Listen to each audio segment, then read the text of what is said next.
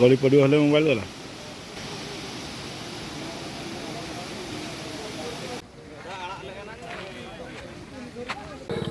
आपण मानक सतर्क रहा अनुरोध कराযাচ্ছে रेमाल जलसेचन प्रकल्प केशद्रापाल एतद्वारा रेमाल नदी पार्श्ववर्ती जनसाधारण मानक अवगति निमंते जणाई दिया जाउछि कि लघुचाप प्रभाव में रेमाल जलभंडार जलस्तर वृद्धि पाइबा आशंका थिबारु जे कोनोसी मुहूर्त रे जलभंडार जल निष्कासन करा जाय पारे।